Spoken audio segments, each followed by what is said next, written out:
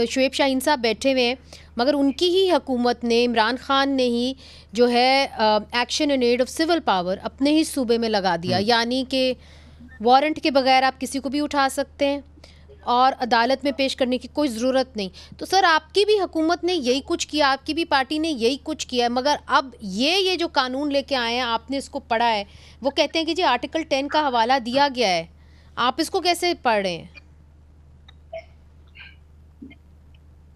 देखें, हवाला दे देने से इसका ये मतलब नहीं है कि आपने उसको जो ओरिजिनल लॉ है आप उसको देख लें, यानी लीगल मिसिंग पर्संस में शामिल कर देंगे। आप लोगों को उठाएंगे 3 महीने के लिए, कोई किसी से पूछ नहीं सकता। अच्छा। अगले 3 महीने के लिए जब चाहेंगे उसको एक्सटेंशन कर देंगे, सिर्फ शक की बुनियाद पर।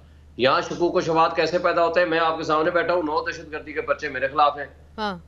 पाकिस्तान के किस, आप यहाँ इस्लामाबाद के तरह मुकदमात उठा लें, उसकी तरह रेशो उठा लें, 99.9% तमाम दहशतगर्दी के बच्चे हमारे पीटीआई के वर्कर्स के खिलाफ है, हमारे खिलाफ है कि हम दहशतगर्द हो गए हैं क्योंकि हमने जलसा कर लिया, या हमने कुछ जुलूस निकाल लिया, या हमने प्रोटेस्ट कर लिया, या हमने रिलीज इमरान खान की रैली निकाल ली, हम दहशतगर्द हो गए और बाकी क्रिमिनल सारे खुलेआम करते हैं।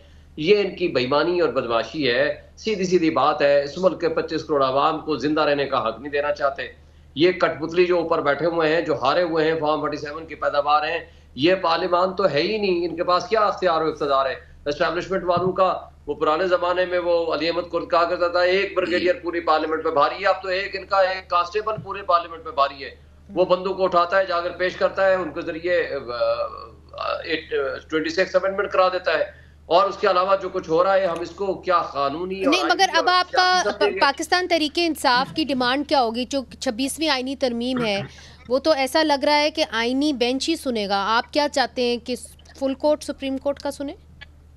देखें, अगर आपने एग्जेक्टिव के जरिए इंडिपेंडेंस ऑफ जुडिशरी तबाह कर दी, अगर आपने एग्जेक्टिव के जरिए अदलिया को कंट्रोल करना है, अगर आपने अदलिया को आजाद नहीं रहने देना, तो वाहिद साकी साहब ने जैसे कह रहे थे, ये वाहिद फोरम इंसाफ का निजाम रह गया है। अगर आपने उसके ऊपर भी हमलावर हो जाना है, अच्छा फिर भी ये बेईमानी के 1000 तरीके हैं कि जनाब वो पहले 3 जजेस चूंकि चीफ जस्टिस के लिए कंसीडर हो गए, लिहाजा 2 और 3 को हम कंसीडर ही नहीं करेंगे।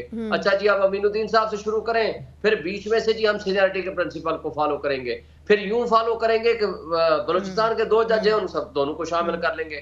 फिर अगर सीनियरिटी को फॉलो करना है तो फिर इस सीनियरिटी के प्रिंसिपल के मुताबिक फिर अतर में अल्लाह का नाम भी आता है। 26वीं आईनी तरमीम के हवाले से जवाब जरूर दीजिएगा, क्योंकि लोग जानना चाह रहे हैं कि आपका मौकफ पीटीआई का क्या है कि 26वीं आईनी तरमीम अब का ये सब कहाँ सुना जाएगा? पिटीशंस तो दायर हो गई हैं।